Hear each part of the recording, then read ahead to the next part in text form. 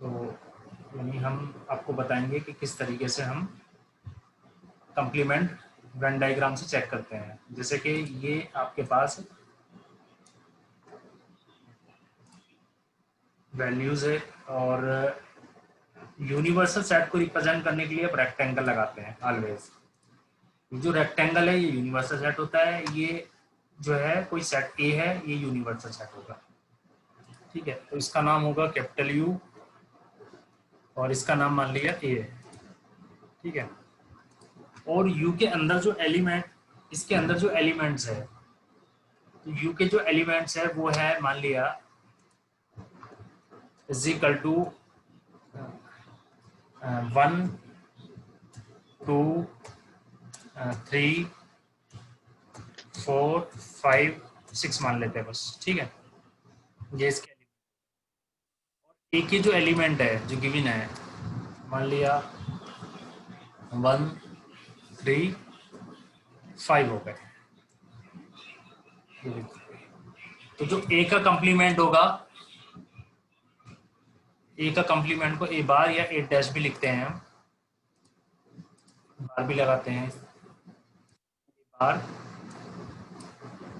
ये इस तरीके से इज इक्वल टू होगा यूनियन माइनस ए, यानी 2 4 6 से होगा जैसे कि इसके अंदर ये है कि जो 2 है और 3 है, सॉरी 4 है और 6 है, ये वो यहाँ पर लाई करेंगे, और जो 1 है और 3 है 5 यहाँ पर लाई करेंगे। क्योंकि आप ये देखिए कि जो दोनों है ये यू के अंदर ही है ना, 1 भी 2 भी 3 भी 4 भी 5 भी 6 भी है, तो यू के अंदर ही। लेकिन जो उसमें से ए के एलिमेंट्स है वो क्या है, 1 3 5 है, और जो ए के एलिमेंट नहीं है लेकिन यू के एलिमेंट है उसको ए बार बोलते हैं। तो ए बार होगा ये वाला पार्ट, यानी ये जो पार्ट है ये वाला, मैंने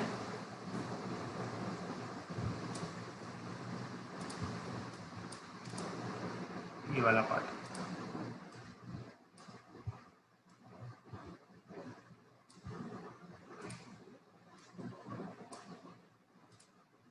ठीक है।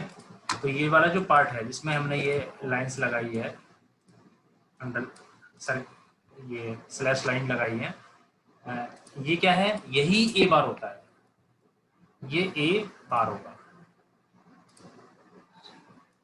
ठीक है, तो ए बार, इसको ए बार आप बोलेंगे, यानी वो पार्ट है जो ऑल माइनस ए करेगा उसको आप ए बार बोलेंगे। ठीक है, इनको कहा जाता है सेट आइडेंटिटीज। ठीक है, इनको जो है समझना भी है साथ में एंड टू एंड। नंबर 1 होता है आइडेंटिटी। इसका मतलब ये होता है कि अगर आपके पास एक सेट है, उस सेट में एक ब्लैंक वैल्यू आप अपेंड ऐड कर देते हैं, यूनियन कर देते हैं, तो उससे कोई फर्क नहीं पड़ता है। जैसे इसका एग्जांपल भी हम साथ में समझते जाएंगे। जैसे सपोज कीजिए कि आपके पास जो है ए इज इक्वल टू 1 2 3 है। ठीक है, तो बी इज इक्वल टू 5 है। 5 का मतलब होता है ये ब्लैंक, ये एक ही बात होती है दोनों। ठीक है, अगर आप ए यूनियन बी करेंगे, ये देखो, तो इसका मतलब होगा कि आप इन दोनों को यूनियन कर रहे हैं। तो यूनियन का मतलब हो गया कि 1 2 3 बस, क्योंकि ब्लैंक है। तो ठीक है, तो इसलिए कहा जा रहा है कि अगर ये 5 है तो बी की जगह मैं यहाँ 5 लिख सकता हूँ, यानी ये हो गया ए यूनियन 5, ये 5 हो गया, इज इक्वल टू ये जो सेम वैल्यू है एक इक्वलेंट है, तो ए प्रूव हो गई है। ठीक है, ये शॉर्ट में ही प्रूव करना होता है ऐसे। ठीक है, एलिमेंट मान के इसको हम प्रूव कर सकते हैं। ठीक है ना, इजी मेथड होता है ये। ठीक है, तो ये तो क्लियर हो गया।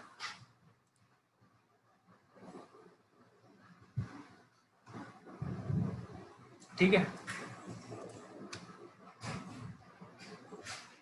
अब है second, A intersection union is equal to A होता है, दोनों का इंटरसेक्शन ए होता है।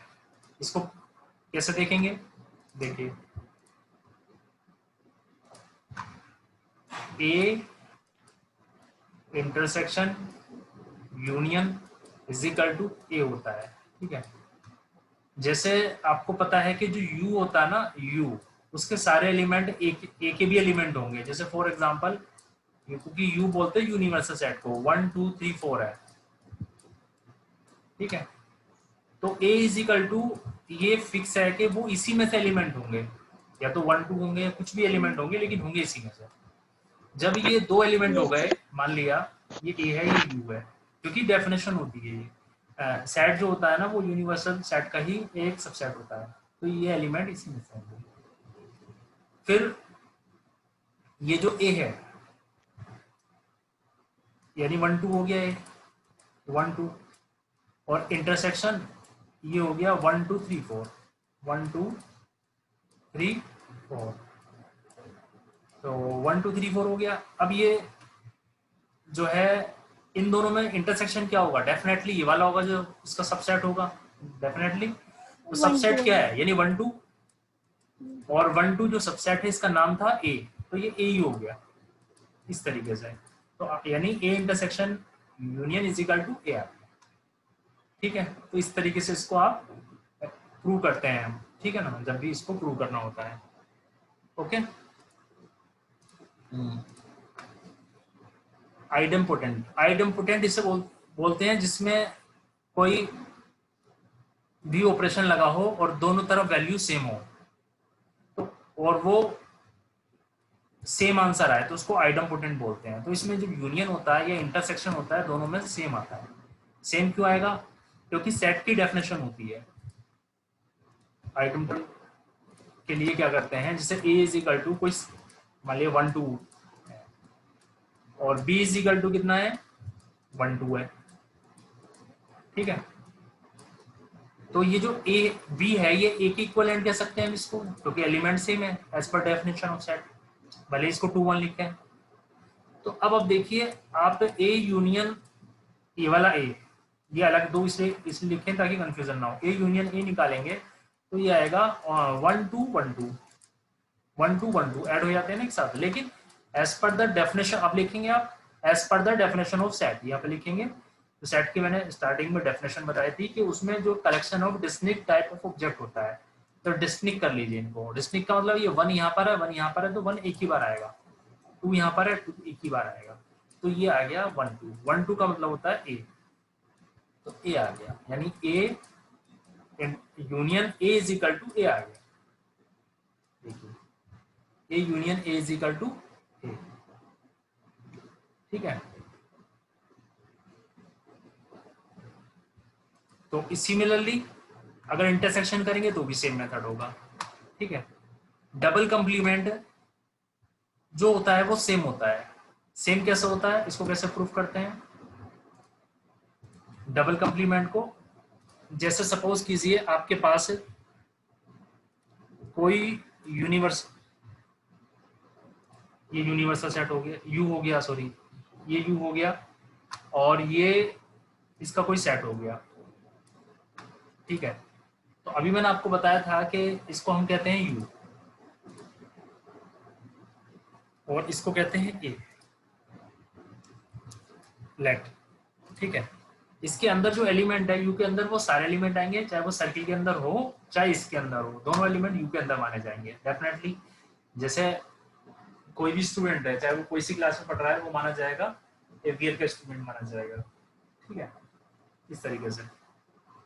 तो ये ए है तो ये ए कंप्लीमेंट हो गया। तो कंप्लीमेंट किससे बोलते हैं, देखिए जो इसमें ना हो, जैसे कि अभी हम बात कर रहे हैं ए कंप्लीमेंट को, तो ए कंप्लीमेंट किससे बोलेंगे, ये वाला जो पार्ट है ये ए कंप्लीमेंट में आएगा, जो मैंने स्लाइस बैक स्लैशेस लगाए हैं। ठीक है, तो ये इसका कंप्लीमेंट हो गया, इसका नाम होगा ए डैश या ए बार भी कह सकते हैं, ए डैश होगा।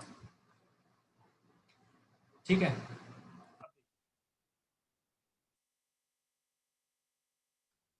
यानी इसका डेफिनेशन क्या थी, जो वैल्यू सर्किल यानी ए के अलावा हो उसको बोलेंगे। अब हमें क्या करना है, अब इसका वापस से वही बनाना है, यानी इसका डबल हमें निकालना है इसका, ये यहाँ पर नीचे बना देते हैं।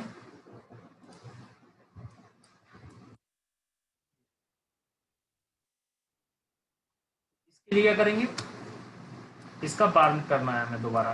तो बार करने का मतलब ये है कि ये जो ए डैश है, ए डैश को हमने मान लिया बी है, ठीक है। अब हम अगर ये ए डैश बी है, अगर A dash is equal to B है, तो ए डैश का डैश कितना होगा, बी बी डैश हो जाएगा। एक सिंगल डैश कर दिया हमने दोनों साइड, ये हो जाएगा। इसको यहाँ पर ब्रैकेट भी लगा सकते हैं अगर कोई कंफ्यूजन है। तो ए डैश का डैश कितना हो जाएगा, बी डैश हो जाएगा। तो मैं आपसे कह रहा हूँ बी डैश निकालिए, ये बी है, तो बी डैश में वो पार्ट सेलेक्ट करेंगे जो बी में नहीं है, यानी ये पूरा बी का पार्ट है। तो ये सर्किल था यहाँ पर। तो डेफिनेटली जब मैं आपसे कह रहा हूँ कि ये बी है, ये बी है, तो आप क्या कहेंगे कि ये जब पूरा बी हो गया तो जो ये वाला पार्ट है ये डेफिनेटली बी डैश बन जाएगा, ठीक है, बी डैश या B bar as per the rule of, उसमें से जब उसको माइनस करेंगे। तो यानी इसका मतलब ये हो गया ये वाला पार्ट। तो बी डैश जो है हमारा आंसर हो गया। बी डैश का मतलब होता है ए डैश का डैश, ए डैश का डैश, ए डैश का डैश। लेकिन आंसर सेम ही आ गया, वही सर्किल था, ये भी सर्किल आ गया, वही सेम एलिमेंट्स आ गए, तो ये ए आ गया, ठीक है। तो ये इस तरीके से आप इसको, जो मैं बोला था, इसको लिखते भी इसी तरीके से 2-4 लाइन में, और इस तरह से डायग्राम भी बना के इसको प्रूव टॉपिक कौन सा है आज? ठीक है ना, इसको ठीक है। तो कॉम्यूटेटिव लॉ हम प्रूव करेंगे, A union B is equal to B union A. बस इसको प्रूव करने के लिए सबसे पहले क्या करेंगे, हमें एक वेरिएबल की जरूरत पड़ेगी। तो हम एक्स एक वेरिएबल को मान लेते हैं, यानी हम ये मान के चलते हैं एक्स एक ऐसा एलिमेंट है जो इस ए यूनियन बी का पार्ट है। फिर वो एलिमेंट वेरिएबल है चूंकि, तो पहला एलिमेंट आएगा एक्स में आएगा, फिर दूसरा एलिमेंट एक्स में आएगा, फिर तीसरा, तो सारे एलिमेंट कवर हो जाएंगे। तो हमने क्या किया, एक्स एलिमेंट मान लिया जो बिलोंग करता है ए यूनियन बी को, एक्स बिलोंग करता है ए यूनियन बी को, सच दैट। तो इसके बाद ये रूल होता है, मैंने आपको बताया था कि आप इसे अलग लिख सकते हैं, एक्स बिलोंग्स करता है ए को, और ये जो यूनियन है इसको और बोलते हैं, मैंने आपको बताया था, फर्स्ट डे पे भी बताया था ये। तो X intersection B, sorry X belongs to B आ गया, तो ये इसकी फर्स्ट लाइन हो गई, ठीक है। तो फर्स्ट लाइन में तो कुछ ऐसा हिडन और कंफ्यूजन कुछ ये देखिए होगा नहीं, तो ये इसकी फर्स्ट लाइन हो गई ये वाली। यानी हमने एक एक्स वेरिएबल माना क्योंकि हमें ए यूनियन बी से उसको मैच कराना है और उसको चेक करना है कि A union B is equal to B union है। तो हम ये चेक कर रहे हैं कि हमारे जो एलिमेंट है वो ए यूनियन बी के है, क्या वो एलिमेंट बी यूनियन ए के बी है, ये हम चेक करना चाहते हैं, ठीक है। तो अब हमने सबसे पहले एक एक्स वेरिएबल लिया है, हमने लिखा वो एलिमेंट्स, ये एलिमेंट्स को रिप्रेजेंट कर रहा है एक्स जो है, तो इसके लिए बिलोंग सिंबल लगाते हैं, बिलोंग्स ए यूनियन बी। तो इससे क्या बना, एक्स बिलोंग्स ए, और इसकी जगह और लिखते हैं यूनियन की जगह, और एक्स बिलोंग बी, ठीक है। तो ये line I think it is clear to you, ठीक है, ये वाली लाइन। अब देखिए हमें क्या करना है, इसका रिवर्स भी करना है, ठीक है ना। तो हम क्या करेंगे, हम इसको ऐसे लिखेंगे कि चूंकि इंग्लिश लैंग्वेज में और का जो मीनिंग होता है, और का मीनिंग होता है कि टू थिंग्स, जो थिंग्स है उनको कंजेक्ट करता हो, यानी दो बातें जो होती है ये या ये, ठीक है। तो उसके हिसाब से हम जो है हम उसको रिवर्स ऑर्डर में लिख सकते हैं, यानी हम ये कह सकते हैं एक्स बिलोंग्स बी और एक्स बिलोंग्स ए, क्योंकि और लगा हुआ है, ठीक है, क्योंकि हमें और का रूल पता है इंग्लिश, ठीक है ना। तो हमने क्या किया, हमने एक्स बिलोंग्स बी पहले लिख दिया, यानी इंग्लिश का रूल होता है कि और जब आता है तो हम, ये डिसजंक्शन के लिए आता है आप, और एंड आता है कंजक्शन के लिए, तो आप इसको ऐसा लिख सकते हैं एक्स बिलोंग बी और एक्स बिलोंग ए, यानी रिवर्स ऐसे ऑर्डर में भी लिख सकते हैं, ठीक है। सच दैट, यानी इससे क्या आउटपुट आएगा, यानी जैसे कि इस वाली लाइन से ये लाइन आई थी तो इसकी वाइस वर्स होता है, यानी ये रिवर्स होता है, तो हमने इसका रिवर्स कर दिया, यानी इसको यहाँ लिखा है पी ए चेंज करके और इसका रिवर्स कर दिया है, तो रिवर्स करके ये वापस ये आ गया, लेकिन इस बार बी स्टार्टिंग में, तो ये आ गया। तो हमने देखा कि जब हम x एक वेरिएबल ले रहे थे जो a यूनियन b को बिलोंग कर रहा था, तो उसकी वजह से x वो वेरिएबल आया जो b यूनियन a को बिलोंग कर रहा है। ठीक है, तो इससे ये प्रूव हुआ, अभी ये हाफ प्रूव हुआ है, तो इससे ये प्रूव हुआ कि ये जो a यूनियन b है, ये जब भी हम क्या करते हैं, ये कोई वैल्यू लेते हैं जो a यूनियन b है, इससे हम लेके चले तो हमारे पास बी यूनियन है आगे, यानी इसकी वैल्यू जो है वो इससे बिलोंग करती है, तभी ये इसका पार्ट है, तभी ये एक, जैसे कि आप इसको ये समझ सकते हैं जैसे 1 2 है तो, और एक दूसरा सेट है 1 2 3, तो 1 2 जो है उसी सेट को बिलोंग करेगा 1 2 3, यानी 1 2 3 के जो एलिमेंट है वो, क्योंकि इनके एलिमेंट वैसे तो सेम आएंगे, लेकिन अभी हमने ये जो है बराबर भी लगाया है, सेट भी लगाया है, एग्जैक्टली इक्वल नहीं लगाया अभी, क्योंकि सेट की डेफिनेशन होती है, मैंने आपको इक्वल सेट की डेफिनेशन में बताया होगा, जहां मैंने इम्प्रॉपर सेट बताया था। सेट की डेफिनेशन होती है कि आप उसको जब भी लिखते हैं तो आप इस तरह की फॉर्म में लिखते हैं सेट को, यानी इस तरीके से, जैसे मैंने आपको बताया था सेट को ए है अगर, तो उसको आप ऐसे भी लिख सकते हैं कि ए, तो यह इक्वल भी हो सकता है, और यहाँ पर ये इसका सबसेट भी लिखते हैं, मैंने आपको बताया था ये वाला। ठीक है, तो वही रूल लगाया, इसलिए आप इसने इस रूल को फॉलो करते हुए यहाँ पे ये वाला यही सिंबल लगाया है यहाँ पर। ठीक है, यानी ए यूनियन बी से आप किसके इक्वल पहुंचे, बी यूनियन ए के, तो लेकिन इक्वल के लिए यहाँ पर ये वाला सिंबल लगाया जाता है सेट थ्योरी में, ये मैंने आपको बताया था। ठीक है ना, अब सिमिलरली अगर हम इसका सिमिलर कर लें, सिमिलर का मतलब ये है कि हम राइट हैंड साइड ले रहे हैं यहाँ पर, यानी हम यहाँ यूं कह सकते हैं फ्रॉम राइट हैंड साइड, तो राइट हैंड साइड ले रहे हैं तो यहाँ से आएगा इसका रिवर्स, यानी बी ए आएगा, बी ए, और उसको रिवर्स करेंगे तो ये ए बी, यानी बिल्कुल सेम स्टेप या फॉलो करेंगे तो ये आएगा। अब ये दो इक्वेशन बन गई, इन दो इक्वेशन को ये इसके बराबर है, जैसे ये कहने का मतलब ये है, मैं ये कहूँ कि x less than equal to Y है और y less than equal to x है, तो बताइए मुझे क्या ये बात सही है, ये जो मैंने लिखा है नीचे? हाँ सर, सही लग रही है।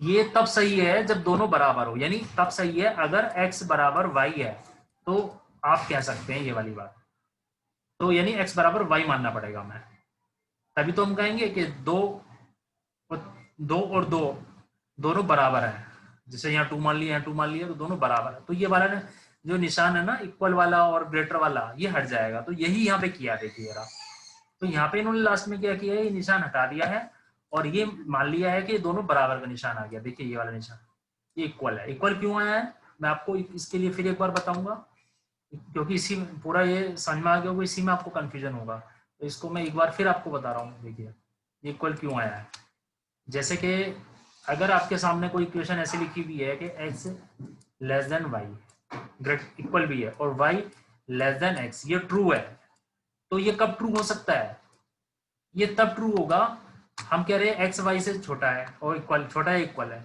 y x से छोटा इक्वल है, तो क्या ये तो वैसे गलत है, लेकिन ये अगर सही है तो कब सही है, ये तब सही है जब ये x बराबर y है, यानी हम मान लें कि ये ग्रेटर और लेस नहीं है बल्कि बराबर है, तो ये इक्वेशन वैलिड होती है। उस केस में x y के बराबर या y x के, क्योंकि y x के बराबर लिखेंगे या x y के बराबर लिखेंगे फिर, तो दोनों बात सेम कहलाएगी, तब ये वैलिड सेंटेंस हुआ ना, ये सही है ना, मतलब आप ये तो कह सकते हैं कि 2 बराबर 2 तो वैलिड है, अगर ये वाला 2 इधर लिखूंगा तब भी 2 बराबर 2 आएगा, लेकिन आप ऐसा नहीं लिख सकते कि 1 जैसे यहाँ पे लिख दिया 10 और यहाँ लिख दिया 5 और यहाँ लिख दिया 5 और यहाँ लिख दिया 10, ये रॉन्ग है, क्योंकि इनमें एक ही सही हो सकता है, कौन सा, ठीक है, ये ऐसा लिखा हुआ लेस देन है ये, ठीक है, तो इसमें एक ही सही होगा, वो ये वाला होगा, लेकिन हम कह रहे हैं दोनों सही है क्योंकि हमारे दो इक्वेशन निकली है, तो दोनों इक्वेशन जो सही होगी वो तभी हो सकती है जब इक्वल का साइन हो, क्योंकि आप लिख सकते हैं x बराबर y या y बराबर x, तो वही हमने वहां पे किया है, इसी को वहां अप्लाई कर दिया हमने, ये देखिए इसी को अप्लाई कर दिया था और ये आपका आंसर आ गया, यानी इन दोनों को, ये दो इक्वेशन है, ये कह रहा है कि ये वाली ग्रेटर है, लेकिन इसमें ये रिवर्स कह रहा है, इसमें कह रहा है ये वाली ग्रेटर है। तो ये इक्वेशन कब ट्रू हो सकती है? दोनों इक्वेशन जब सच हो, ट्रू हो, जब ये दोनों बराबर हो। तो मुझे लगता है आपको ये समझ में आया होगा, ठीक है ना। इसका रीजन ये है कि आप ये बताइए मुझे, अगर मैं दो इक्वेशन लिख रहा हूँ 1 2 और 2 1, ध्यान से देखना, इसमें मैंने ऐसे लिखा है, इस पे मैंने ऐसे लिखा है, क्लियर। तो अब मुझे ये बताइए क्या ये दोनों सही है या एक सही है दोनों में से?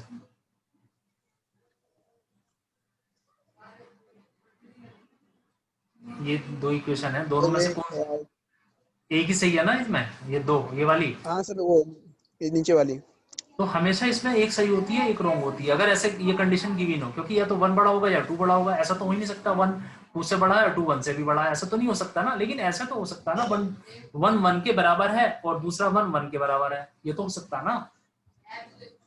मतलब ये अगर x इज इक्वल टू 1 है और y इज इक्वल टू 1 है, तो अब तो ऐसा हो सकता है ना कि x y के बराबर है और y x के बराबर है, कह सकते हैं कि नहीं कह सकते?